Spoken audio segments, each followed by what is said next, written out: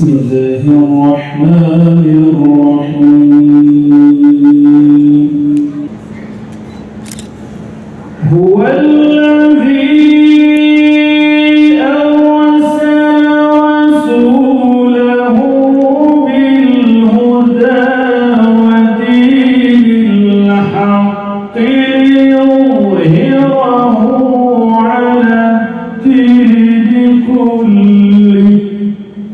Camiler dinimiz için önemli mekanlar ve din görevlilerimiz de bu amaçla faaliyette bulunan kamu görevlilerimiz.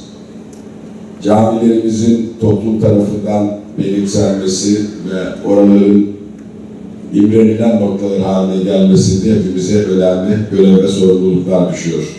Benim din görevlilerimizden istirhamım, camilerimizin temizliği, tuvaletlerinin temizliği konusunda büyük bir hassasiyet göstermeleri, camilerimizin etrafının yeşillendirilmesi, ağaçlandırılması konusunda faaliyette bulunulması.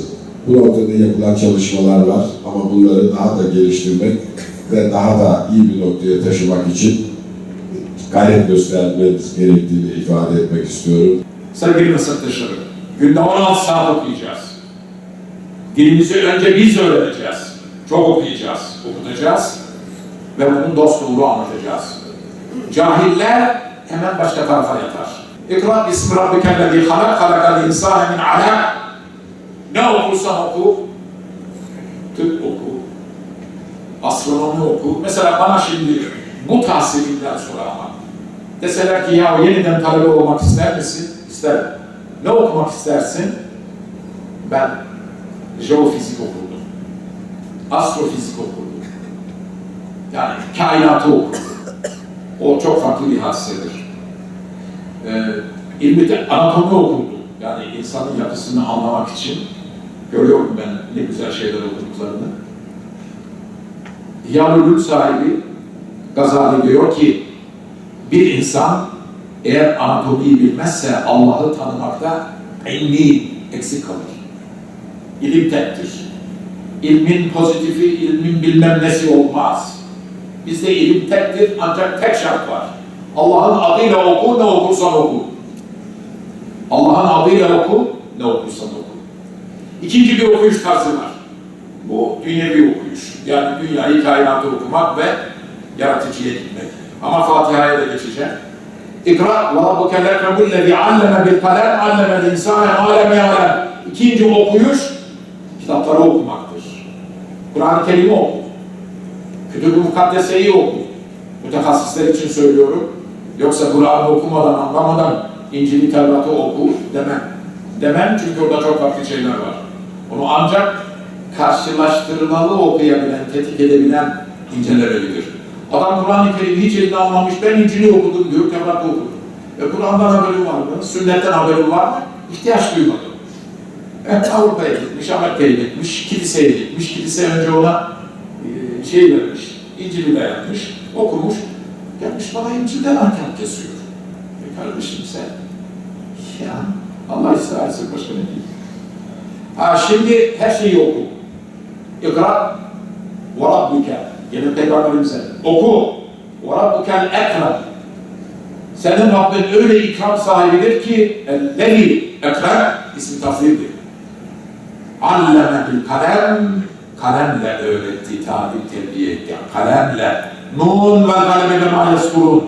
Allah kaleme, tokkaya ve yazılanlara kasem ediyor. Doğru mu? Kalem suresi. Nun ve kaleme ve ma yeskurun. İlmin önemini görüyor musun? İlmin önemini nasıl vurguluyor Cenab-ı Hak? İkra ve rabbukel ekremüllezî alleme bil kalem. Kalemle öğretti. Alleme kelimesi hangi baptandır? Medrese deyip tuttu ha. Tefil değil mi? Tef'il. Doğru mu? Tefil babının binası niçindir? Tekfir, çokluk. Alleme. Öğretti de öğretti, öğretti, alleme bil kalem. Hz. Adem'den itibaren suhufları bize gönderdi, öğretti de öğretti. Doğru mu? Hani Cenab-ı Hak Hz. Adem'i babamızı yaratacağız ama ey melekler ben yeni bir canlı yaratacağım. Yeryüzünde o halife yapacak. İnicâli fil ardı halife. Yeryüzünün halifesi. Halife ne demek? Allah'ın emir ve yasaklarını yeryüzünde temsil eden biz yani. Melekler demişler ki ya Rabbi yeryüzünde fisku fesat çıkaracak, kan akıtacak, anarşi çıkaracak, bozgunluk yapacak, fesat çıkaracak bir varlık mı yaratacaksın ya Rabbi? Nurani varlıklar. Ne diyorlar? Rabbimiz biz sana kulluk yapıyoruz. Doğru. Melekler günah yapamaz, işleyemez. La yasunnallaha ma emerahu ve yef'alune ma yu'marun. Hiçbir zaman ilahi emirlere karşı gelmez. Allah ne emretmişse onun hakkı yerine getirirler. Beceremezler yani. Onların nefisleri olmadığı için, şeytanlar da onlara musallat olmadığı için onlar Allah ne takdir buyurursa kulluklarını öyle yaparlar. Ama cinler de kısmen zulmani varlıklar, yani alemden yaratılmışlar ama maddi varlıklar oldukları için onların sorumlulukları var, günah da işlerler. Bizse çok daha kesif, yoğun, topraktan yaratılmış bir tarafımız toprak olduğu için mana ile maddenin sentezi durumunda olan bizler de çok farklı bir yaratılış olarak meydana geldik. Ve alleme Adem'el esma'e kullaha. Ben benim meslektaşlarımın dikkatini çekmek istiyorum. Ve alleme Adem'e el esma'e kullaha. Nasıl bir ifadedir bu? Biz neyi koşturuyoruz pozitif bilimlerde, fizikte, kimyada element bilgisi. Falan madde nedir? Laboratuvara koyduğumuz zaman nasıl bir maddeye inkılap eder, dönüşür diye değil mi? Allah kainatta ne varsa hepsini teker teker Adem'e bildirdi. Alleme Adem'el esma'e yetmeden esma. Külla. Tekit değil mi? Tevhid değil mi? Pekiştirme. Hiç istisnasız bütün kainatta ne varsa her şeyi Adem babamıza Cenab-ı Hak bildirdi. İnsanın aslı bedenidir demek ki, hayvan değildir. Doğru mu? Darwin teorisi burada bitiyor. İnsanın aslı hayvandır, sonradan tekabül etmiş, hayvaniyetten gelişmiş. Yapma yani. İnsanın aslı peygamberdir, çok medenidir, bütün esmayı bilen, her şeyi çok bilen, hatta mucizesi bilim olan, ilim olan bir peygamberdir. Niye? Hani her peygamberin bir mucizesi var değil mi? Var. Hz. Adem'in mucizesi nedir? Bilim. Kime karşı göstermiş bu ilmiliğini, kimi aciz düşürmüş? Meleklerin. Allah bütün esmayı buna bildiriyor, sonra da diyor ki ey melekler, haydi bunun bildiğini bilin bakayım. Ne diyorlar? Subhaneke la ilme lena illa ma allamtena. Rabbimiz ne yaptı bize? Ancak senin bildirdiğin bilgiyi biliriz. Biz bunları bilemeyiz. Öyle mi? Bilemiyorsunuz değil mi? O zaman bükemediğiniz bileği öpün. Eğilin bakayım hadi. Secde edin. Ey Adem öğret onlara. Teker teker muallimlik yapmaya başladı değil mi? Meal söylüyorum. Merak eden okusun. Adem babamız muallimlik yapıyor meleklere. Bu sizin hocanız mı? Evet.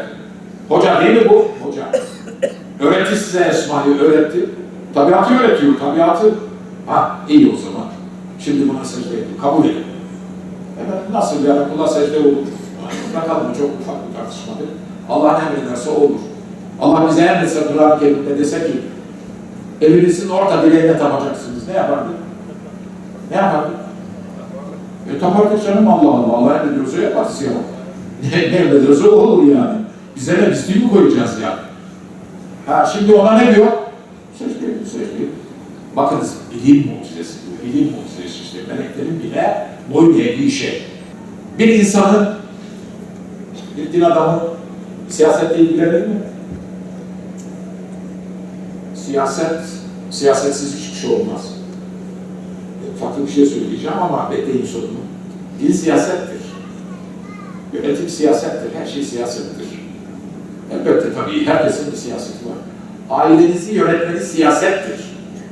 Bir siyasetiniz var, eşinizi, çocuklarınızı yöneteceksiniz. En büyük siyasisiniz. Küllüküm ra'in ve kullukum mes'ulun an ra'iyyeti. Sınıfta öğretmensiniz, siyasetçisiniz. Oradaki çocukları idare edeceksin, yöneteceksin, eğiteceksin. Mesela en zor iş biraz da bizim işimizdir. İlkokul, ortaokulu yönetmek kolay ve üniversitede dünyayı kurtaran adamı yönetmek çok zor. Üniversite talebesine çok ayrı bir siyaset gideceğiz ki bunu idare edelim. Dünyayı kurtarıyor üniversite talebesi. Bunun önemi öyle. Kız erkek öyledir. Şimdi siyaset bizim hakkımızdır. Siyaset yapacağız tabii, siyasetimiz var ama politikacı olmayacağız, politik olmayacağız. Politika farklı bir şey. Politikayı meslek edinenler yapsın. Ama biz iyi birer siyasi olalım. O siyasi kimliğimiz çocukları eğitsin, yetiştirsin, onları güzel yönetelim, güzel idare edelim. Yani siz kürsüye çıktığınız zaman, mihraptan hutbeyi irad ettiğiniz zaman şöyle bir caminin cemaatine bir bakın. A, B, C, D, E, F, G falan filan her şeyden var. Onların hepsinin gönlüne hitap etmek mecburiyetindeyiz. Onun için işimiz oldukça önemli. O bakımdan işimiz, sorumluluğumuz çok fazla. Peygamber'e vekalet ediyoruz, Peygamber'in dinini tebliğ ediyoruz. Bakın, bütün meslekler zordur şüphesiz ama bizim mesleğimiz hepsinden çok zordur. Genç yaşımızda Peygamberimize peygamberlik vazifesi kaç yaşında verildi? 40. Oysa biz 20 yaşında, 25 yaşında bir delikanlıyı imam olarak tayin ediyoruz. Yani Peygamberin mesleğini buna veriyoruz. Hadi bakalım sen bu toplumu irşad et. Dinini öğret ve irşad et. Peygamber'e vekaleten dini tebliğ et. O bakımdan 20 yaşındaki delikanlı 40 yaşındaki zat olmak mecburiyetindedir. O ağırlığı taşıyacak. Ve Kur'an-ı Kerim'le Hazreti Peygamber ona yeter. Başka bir şeye tenezzül etmesine gerek yok. Toplumda yangın varsa bu yangını söndürecek olanlar